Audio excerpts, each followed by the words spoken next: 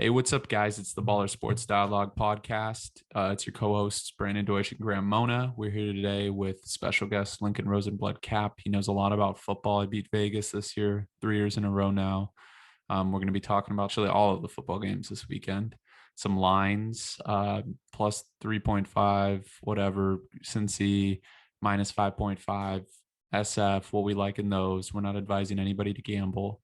We're just saying those are the lines we would pick based on advanced statistics, which we're going to use to predict the games and the line.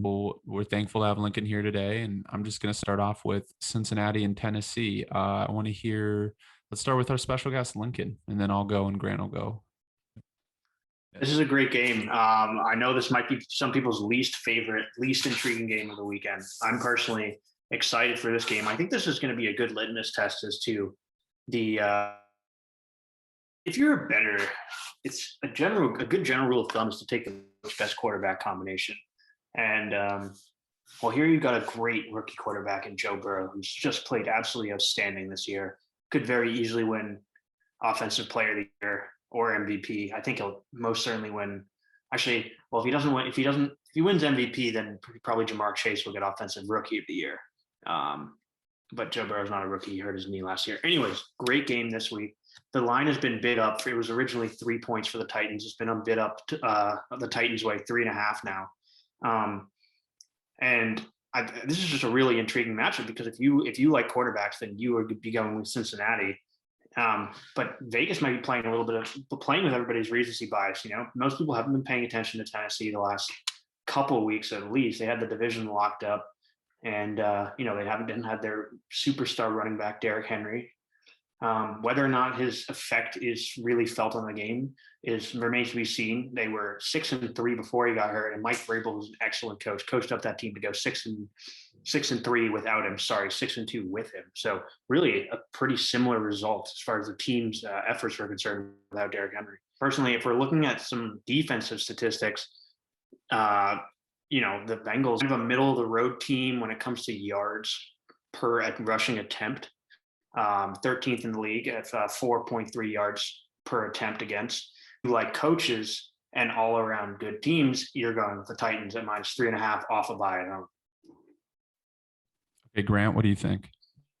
Yeah, I mean, those are all great points. I mean, Lincoln brings up the attempts, which is, pretty indicative of how good you are against the run. I mean, if nobody runs against you, or if they run less against you, you're probably going to be up there in rush defense. And a lot of people, here in this matchup, they're going to say, oh, well, the Titans, they're coming off a bye. They're the 1 seed, they should have all the advantage, but we got to remember that the Bengals have an elite offense. I mean, the Bengals, they've been one of the best offenses in the league. And, people say, oh, well, all they do is pass. All they do is pass. It's probably going to end eventually. A lot of people are saying that, but there's a lot of question marks in this matchup, but in my opinion, I think the Titans get it done barely, and that's why the lines are set at 3.5. But I just think it's going to be a way closer matchup than we think, just because of that high octane offense for the Bengals. The Titans in years past have shown that they can be a one and done team, even with how good their running game is, how good their defense is.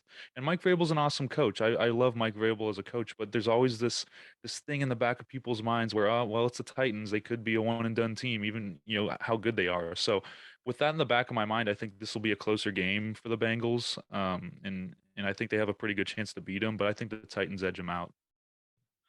Yeah, these are both very good points. Originally, I was going to go with Cincinnati, looking at the advanced metrics of fifth against the run, defense against the run. Lincoln had brought up earlier that they yards per attempt that they give up per run. Teams just aren't running against them enough. They're actually 13th in that metric. Offensively, they don't run enough, even with a star back in Joe Mixon. They're very pass-heavy offense. Tennessee, this is the concerning part. Tennessee has the 27th defense against the pass and yards per game, pass yards per game. And Cincinnati has a great passing offense. So this is a really tough game. Obviously, Vegas knows that. That's why it's a 3.5 line. I'm going to say originally I was going to go Cincinnati, but I really do think the Derrick Henry effect is going to have a huge game. I mean, it's going to have a huge effect on this game. I'm going to go with Tennessee barely. I think it's a 3 to 7 point win. at most. But all those points you were echoing, you guys, I agree 100%. All right, so the next game that I want to discuss is the one everyone is talking about: Bills versus Chiefs. Both Josh Allen and Patrick Mahomes had 5 touchdowns last week each, with over 300 yards passing. Josh Allen can obviously run more than Patrick Mahomes. Bills had the first overall defense in yards per game. Offensively, they're fifth in putting up yards per game. Kansas City's second.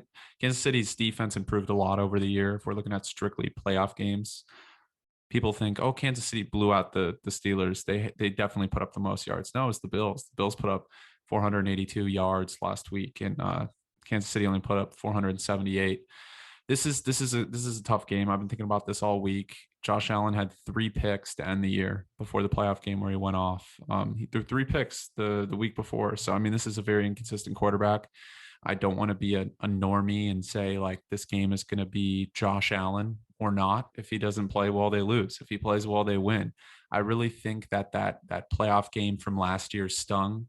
I know Stephon Diggs is watching that, and he hasn't had a big year, but he's been playing well as of lately, and I think he's going to have a huge game. It's also, what are you going to do with Tyrann Mathieu back there at safety? Are you going to change the game plan a little bit? Or are you going to go more slants inside? Don't target him as much in the back to come over and help the corners on Diggs, on Beasley, on Davis, on Knox. What are you going to do? What's the game plan? Bills looked elite offensively last week. I'm riding with the Bills. I know that Kansas City's -2. I'm going to take +2 Bills. And I think the Bills win this game straight up by 3 points. Yeah, it's unfortunate that we get this game in this round as opposed to the conference championship game, because a lot of people are saying like this is the Super Bowl of the year, which is it's fair to say. Both of these teams have, they've had kind of up and down years, and then they kind of hit their stride, right? I mean, the Chiefs got off to a good start and then got off to it and then were terrible, and then the Bills got off to an amazing start and then they were terrible, and then they kind of hit their stride again. So both of these teams have kind of found their stride going into the playoffs, and you saw it last week. I mean, they both crushed their opponents, and these are opponents that are kind of formidable. I mean, we never thought that the Patriots would get blown out by that much, especially in a cold environment. The Bills they put up 482 yards against them. So the Bills, I think, have the advantage in this one just because I really like Josh Allen. I really like the way he's transformed himself. He's gotten a little smarter. I remember watching him earlier in his career a couple years ago. He would just make some really bad mistakes that I think he's ironed out. And he was a little rough at the end of the season. A couple of those games, a game against the Pats. But he's not going to be perfect. You can't expect a perfect quarterback, especially with Josh Allen. But Josh Allen has so many tools that I think Patrick Mahomes should probably use. I mean, Patrick Mahomes used to be this quarterback that would scramble for a lot of yardage. It seems like he's kind of gotten away from that and just relied on his arm, which is still very, very good. But Josh Allen uses that run game that he has in his arsenal to his advantage. I mean, he ran all over the Pats. Some games he even gets up near the 100 yards rushing, and I think that'll be the difference in this game because he can escape the pocket. He has that amazing arm. But I think that him escaping the pocket and being able to run for first downs is something that the Chiefs haven't really seen in a little bit. Maybe with Justin Herbert in the divisional games that they've had, but a quarterback like this it's going to be a tough matchup for that Chiefs defense, and I think the Bills have the edge there. This is such an incredibly tough game, and I grant saying this is like almost a bona fide Super Bowl with these two teams. You've got, if you think about it, very similarly constructed teams. You have Stephon Diggs, the #1 wide receiver for the Bills, opposite Tyreek Hill, the #1 wide receiver for the Chiefs, and then you've got a great tight end on both ends. Although Travis Kelce is definitely more of a household name than Dawson Knox. But I mean, great quarterbacks, big arms, great pass rushers on both sides. If I'm looking at a key statistic here, it's third down offense for the Chiefs versus third down defense for the Bills. Both of these categories, these teams are #1 in the league, and by no slim margin. Kansas City, let me read this to you. Kansas City, 2 standard deviations better than the average third down offense in the NFL. So let me explain this. The 16th ranked offense on third down, 16th ranked middle of the pack, is a 40% conversion rate. Kansas City's third down 53%. So if you go from 40% just to 45%, that puts you in the top 5 in third down offense. Huge gap between Kansas City and the rest of the top 5 in offense on third down. They're out unbelievable, 53% on third down. So can the Buffalo rushing defense stop Kansas City rushing attack on first and second down, take the play action out of the scheme? Because if they can force them to do third and long, it's going to make the game a little bit more difficult for Kansas City and Patrick Mahomes. But if you're giving them 3rd and 5, 3rd and 4, they're going to eat you up all day long with little short crossing routes over the middle of Tyreek Hill and Perriman and Mecole Hardman. And they'll just run play action and throw Travis Kelce in the seam, similar to the Tom Brady, Rob Gronkowski scheme there. So I think what's interesting is that Kansas City's only getting 2 points.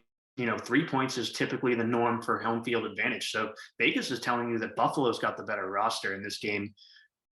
Man, this is a tough one to pick. This is going to be as here probably.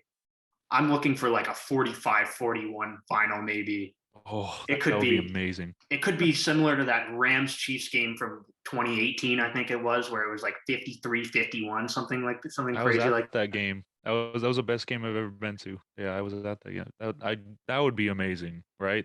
That's something we all want to see. I mean, people love defense, right? But Lincoln's right, man. If we get a 45-41, that would be amazing.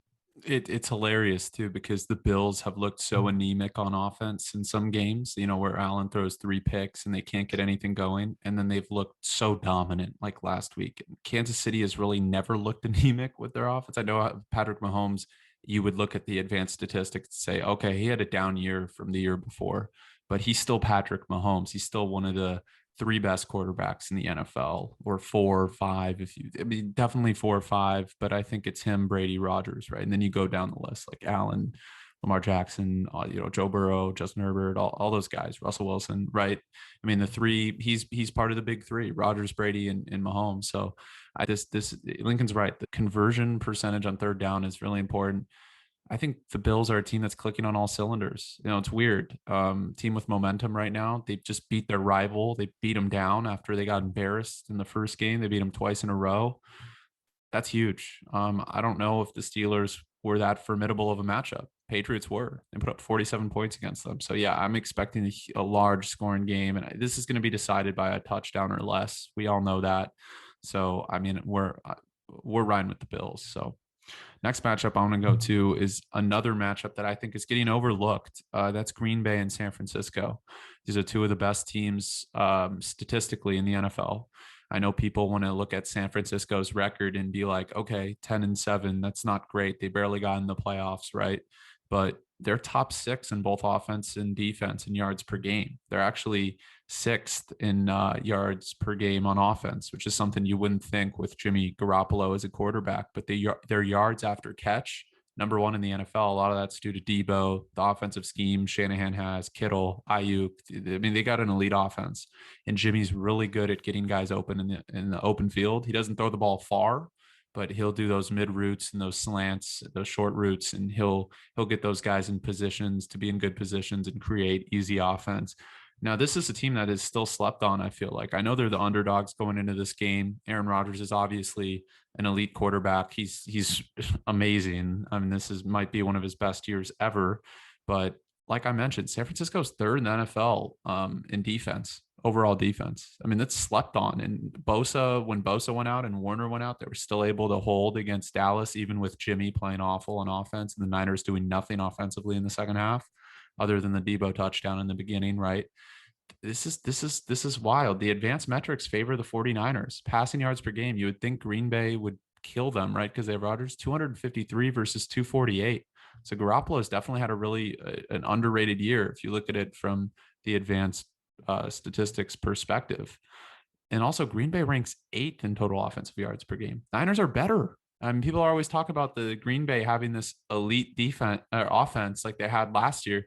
They don't. They have the star power with Aaron Rodgers and Devontae Adams, but a lot of these games, the Packers kind of just cruised through. I don't think they had a particularly harder schedule than anybody else. They play in a really bad division.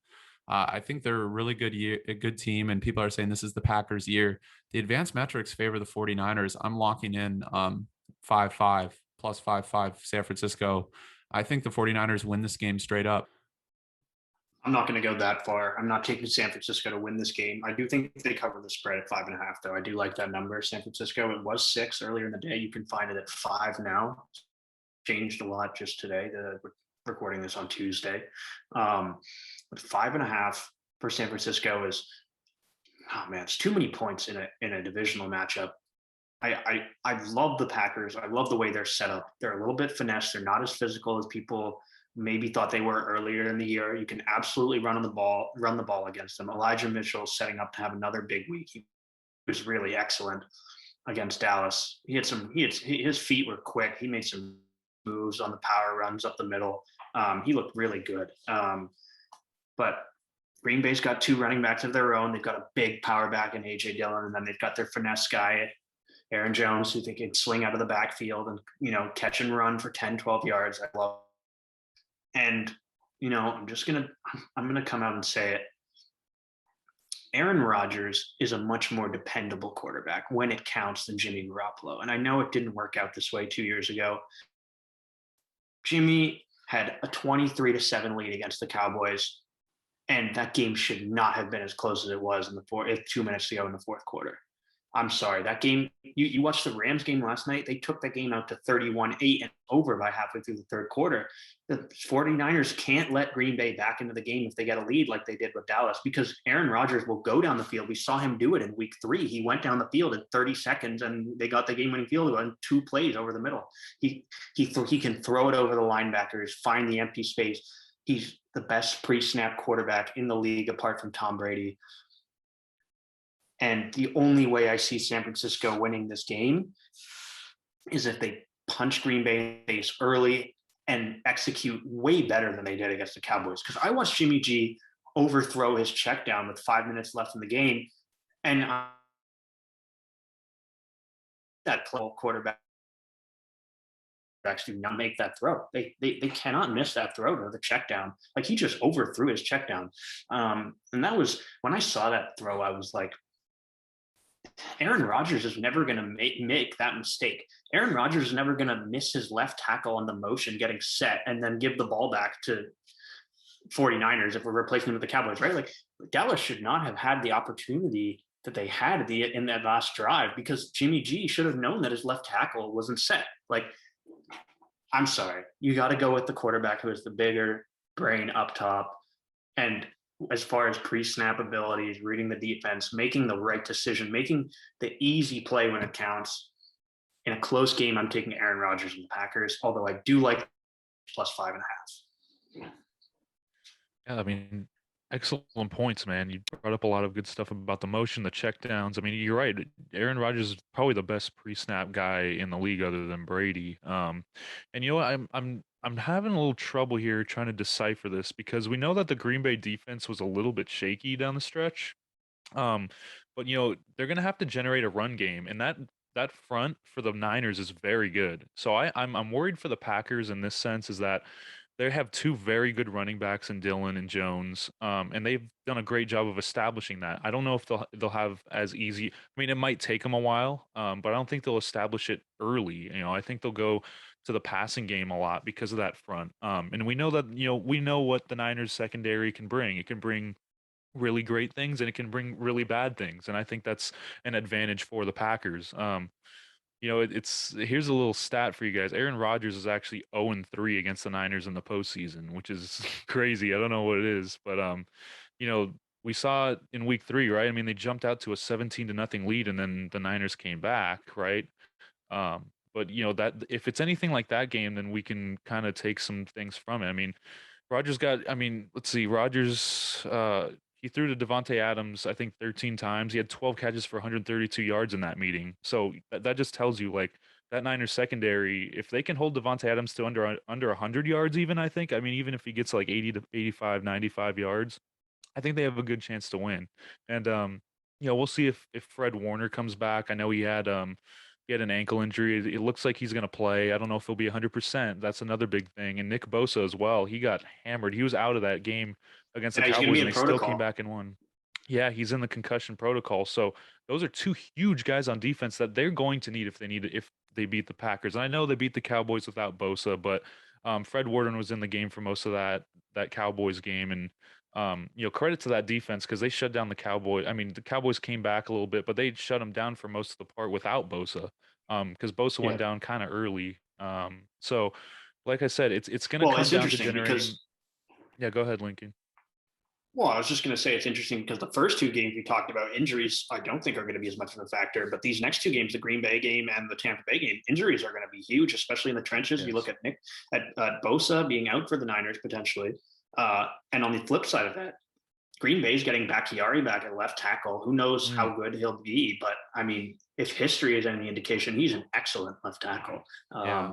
And they're all going to be getting Zadarius Smith back at linebacker and potentially Jair Alexander at corner as well. So you look at the Packers, and they have. I mean, I feel like we've known this, but we kind of forgot about how shorthanded they really were all season. Like they went to Arizona with 11 starters missing, Yeah, I and remember that. Arizona that was undefeated at the time. And I know the Cardinals aren't in the playoffs anymore, but like I feel like those pieces have to count for if you're a Packers fan. Absolutely. Absolutely. I agree. I mean, injuries are going to be way more prevalent. Well, look. I mean, you guys are hitting it on the money. I know I'm the odd man out saying that the 49ers are going to win this game. Cliche, but we know every quarterback wants to run the play action off the run early in the game. And if they can't Yeah. establish that with their two quarterbacks, it won't happen. Well, I know. And, I understand your guys' point. Green Bay's the safe pick. They've been the better team all year. But it comes down to, you're right. If Bosa doesn't play, the 49ers have no shot. I agree with you. But I think he will play, and I think they win. Listen. I'm picking the Packers to win the game, but I will 100% be taking the Niners plus 5.5. I take the Niners Yeah, plus absolutely. 5.5 any day, and I also barely take them to win this game straight up. I've told you this, LaFleur, Shanahan, who's the better coach? Shanahan. It's not even close. It's not even close. The guy learned under him. He got I don't know, man. embarrassed. He got embarrassed by him 3 years ago. The issue is the one both of you guys present, and that's Jimmy G. He's the key. It's similar to Allen, right? Okay, that's a big key though. You're glossing That is over a it big because key. it's Aaron Rodgers It is a against big Jimmy. key, Like but Jimmy G looks like he's straight out of The Sopranos. He's a better looking Chris. He's got the game on lock. I like the Niners. it doesn't Debo's been matter. playing great. I know it doesn't matter. You're just not looking at the advanced metrics. You're really bringing the advanced statistics today, aren't you? I really think that the Niners, yeah, Lincoln's right. They're gonna have to get Devon. Niners secondary is their weakness. Yeah, we know that. They were also down 17-0 before they even had an identity against the Packers and almost came back. So if the Niners go out for a big lead and are able to do what they did against Dallas, and Jimmy G does not throw an interception, which is a big if, because if he does, this game is a toss-up. But if he doesn't, the Niners are 8-0 when he doesn't, 7-0 when he doesn't. So I'm running with the Niners. Let's go to, although you can't listen to me. I mean, I'm biased. What am I going to say? Screw my team. I'm not gonna root for them. I used to be pessimistic, but now this gives me like, Too. this is like a relatively weaker team than the team that went to the Super Bowl in 2019, with DeForest Buckner and all those guys. But I have a similar feeling. Like they have camaraderie. I think that's important. I don't know. They got to hold Devontae. We'll see. This is gonna be a close They're game not either going to way. hold Devontae. They got to hold the other guys. They'll hold the other guys, dude. It's going to be about whether Jimmy can play at least a little bit with Rodgers and get a passing touchdown or two, because Mitchell will get a rushing touchdown. Debo might get one. This is going to be like a 28-25 game, or it's going to be very similar to week 3. This is one of the best games all week. All right, let's end on the Rams versus the Buccaneers. And this is interesting because for whatever reason, the Rams are like hit or miss. You never know. Talk about one of the most inconsistent teams in the league. They look like the best team on the planet by far one week, and then they look awful the next week. Usually that's against the 49ers, but against any other team, they're just really good. And there's no denying that. The advanced metrics favor Tampa in this game with the rush defense being so dominant. If they can't get Michelle going or Akers going, Stafford, there's going to be a lot of pressure on him. And we know he folds a lot of time under pressure. And even though last week he played great, hats off to him. Like, I think he's going to have a good game. Brady's got some injuries. Lincoln discussed this. The receivers obviously being out. Some of these games, it's tough to pick. Obviously, you never want to bet against Brady, but I'm going to bet. I think the Rams are going to win this game straight up. I really do. I know I'm going against advanced metrics here. The advanced metrics with the Rams defense, it's misleading because their defense is playing so good once they started playing together. And I know Raheem Morris, you can't trust that guy as a coordinator, but they still got the players to be elite. And if you put Ramsey on Evans, I mean, what are you going to do? Is he going to hit Gronk the whole game, Brady? I mean, I love Brady. I think he's one of the best ever. I think the Rams have so many more weapons. They're such more balanced of a team. They're a better team. I think this is one of those upsets that's going to be like, okay, the Rams are legit. And I think that the winner of the San Francisco Green Bay game is going to the Super Bowl because I think the Packers or Niners beat the Rams just because I think the Rams win this game. But look, the Rams are a really good team. And if they get to the NFC title game, I know they're like the Cowboys, Super Bowl or bust, they think, but this is already a very promising year for Rams fans. I really like the Rams in this game. Yeah, I mean, as a Rams fan, you nailed it on the head. It's been so like, which Rams team am I going to get? Because just last week, well, yesterday, I was at SoFi Stadium and I could not believe my eyes. This is the best. That was the best game the Rams have played all year, defensively and offensively. I've been very critical of Raheem Morris in the past, and everyone that watches this pod knows. I mean, his schemes just haven't fit the team. I mean, there's blown coverages, there's a whole bunch of stuff. And then last night against the Cardinals, which is a pretty good offense, they just shut him down completely. And if we get that Rams defense, who knows, man? They could be anybody, and especially the Bucks, who have been riddled with injuries. I mean, we can't leave this out. Tristan Wirfs, who is a great offensive lineman for the Bucks, he got hurt. We don't know if he's going to be healthy. He looked like he couldn't barely put any pressure on that leg, and Brady always finds a way. Keyshawn Vaughn's he's had an expanded role. I mean, I don't know. We'll see if Fournette plays. He probably will too. So, look, this is going to be a shootout, I think. Both defenses are playing at the peak of their powers. We have two great quarterbacks. Matthew Stafford coming off of his first win, and I was at the game earlier in the year, and it was a shootout, man. It was really fun to watch those teams go at it. So I'm gonna lean to the Bucks. I am a Rams fan, but I'm gonna lean with the Bucks just because of that experience. I mean, Tom Brady, they did it last year. They seem to have been hitting their stride. The defense looks amazing. Those injuries are key, but I mean, you have guys like Scotty Miller that have stepped up, Keyshawn Vaughn that I mentioned earlier, Mike Evans. If you take him out of the game, still you have a very great offensive team. Who's going to guard Gronk? Our linebackers cannot keep up with Gronk. I'll tell you that much. And if you put one of our secondary on him, it's asking for a bad time. So, Absolutely. Gronk is 100% going to be the X factor in this game. And man, I mean, it's really hard because if any team is set up to take down Brady, I feel like the Rams are the team to do it. I mean, the pressure they generated on Kyler Murray last night with four, like they didn't bring extra pressure the whole game. And if O-line is an issue for the Buccaneers, which it looks like it might be with Wirfs and Jensen potentially either one or both of them being out, it could be a huge, huge problem for Brady. If he gets pressure up the middle, he's going to have to get the ball out quick all game long. Regardless, I feel like even if those two guys play, that he's still going to have to get the ball out in sub 2.5 seconds every single time. On the flip side of that, if you're anybody that's bet against Brady, you're losing. Like, you're just losing. If you bet against Brady, you are a losing better. That is just how it works. And I can't believe the line's only 3 points today, and it might be because of how well the Rams did play last night. As you can see, Vegas is giving the home team another field goal, just like this Kansas City Buffalo game. It's a coin flip. The line is similar to the Eagles that took down Brady in the Super Bowl. Even though he had a great game, he felt the pressure in the fourth quarter. And this Rams team, I mean, they're going to bring the pressure. Personally, I'm not going to bet against Brady, although if any team's going to take him down, it's this Rams and this D line. Yeah, I've been saying that the Rams are the team that is going to, if Tampa's going to lose, it's going to be the Rams. I think Tampa or maybe the Packers, but like, I still think they beat the Packers. I mean, look what they did in Lambeau last year.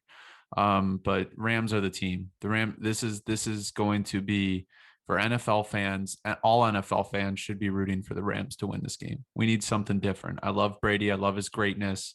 Dude has like tons of Super Bowls. Like, let's see something different. Let's see Aaron Rodgers go get a Super Bowl, or let's see. I love the way you think. Right? I love it. Let's go see Love Debo it. get a Super Bowl at the best offensive Yeah. season in recent memory for like a wide receiver, maybe with Cup. Like, when was the last time we seen a wide receiver get 5 touchdowns, rushing touchdowns, and another wide receiver get the triple crown in the same year? Unbelievable, man. It's just Unbelievable. the talent we're seeing in these playoffs. Like, I'm so glad the Niners won. I love watching some players on the Cowboys, but the Niners are so much more of a fun team to watch. I'm sorry. This is just a great. These are all great matchups. We'll see. I think the Rams are the best team in the NFL when they're really, really on. And we'll see. I think they're going to look like that against Tampa. I think Brady, look, you're right. Don't bet against Brady. Don't bet against Brady. But this It's is the general a team. rule. It's the general rule. I mean, I'm not betting in this game, but I'm just saying, who do I think is going to win? Rams. Like, I really do. Yeah. I really do. So, I mean, I'm in a pool, so I have to pick every game. And for that reason, I will probably take Tampa Bay because I don't want to bet against Brady and be proven wrong. I took the Eagles plus 8.5. It was the worst pick I've made in like 3 weeks, probably. Like as soon as the game started, I was like, I was like, what made me think that this defense was going to stop Tom Brady? Like, I don't know what I was thinking there. Look, we were also discussing +5 New England, and look what that happened. Yeah. But Remember, I still went 4-2. I still went 4-2. And I was telling you, I was telling Lincoln last week before we go, because I know we've talked about every game. I'm like, Steelers plus 12.5, right? Like, and he was like, no. It's the reason why it's 12.5. And I was like, oh, I wanted Big Ben to do something and get that game close, but what can you do? Mike Tomlin, hey, have respect to him, man, getting that team into the playoffs. Like, that guy's one of the best coaches in the NFL. Some great topics we talked about today. The lines might change. We recorded this on Tuesday, so if they change, feel free to DM us, Baller Sports Dialogue on Instagram, TikTok, on YouTube, if you want to comment on this. Thank you so much, Lincoln, for being here today and discussing this. Great statistics too, like those third down conversion rates. When you said Kansas City was like 7, like by far the best percent, I was like, oh my gosh, maybe Kansas City will win this game. I know that's the popular pick. Never bet against Mahomes. It's kind of like the Brady thing. But I guess one thing, like, did we see Josh Allen go into a hostile environment at all this year with the level of crowd noise that he's going to face in Kansas City? It's going to be loud in that building. Didn't he win in Kansas City in week 5? But it wasn't in exactly January. what you said. It wasn't in January, though. It's different. Kansas City in the playoffs is loud, man. That place is loud. I know, but for whatever reason, Bills. I know you're going to go, you go Chiefs, Lincoln's going Chiefs, Mitch and I are going Bills barely, but all of these games are going to be fantastic. We're going to write our picks down. I'm Niners. If Bosa plays, that's if Bosa doesn't play, I'm going Packers barely. Like, I'm rooting against my team. If Bosa does, that's huge. Like, that is huge. Niners, Rams, Titans, because Lincoln convinced me on the Titans. I'm like, yeah, Derrick Henry's really good. I'm gonna go with Titans. And then see what I'm forgetting. Bills. And then Grant, your Bills. I'm Bills, Bucks, Packers, and Titans. You know, the favorite, I believe the favorite covered all 6 spreads in the wild card round. I don't know if that's ever happened before. I'll have to ask my statistician. Yeah, that might have not. And then Lincoln, your Chiefs, Packers, Bucks, and yeah, I'm going 3 favorites. Titans. I'm gonna take the favorites to win all, but I do think the 49ers cover that 5.5 point spread. So yeah, I'm going 3 favorites, 1 underdog. I mean, if the 49ers do lose, they'll lose by more than, I feel like, 3. If they're on, they're on. If they're off, they're off. It's similar to the Rams. Like, I'm dead serious. In Tennessee, they had like a 17-0 lead almost. And they blew it. Like, they lost by more than 10. So I don't know about that, but we'll see, man. We'll see. Thank you guys so much. It's been the Baller Sports Dialogue podcast. Appreciate it.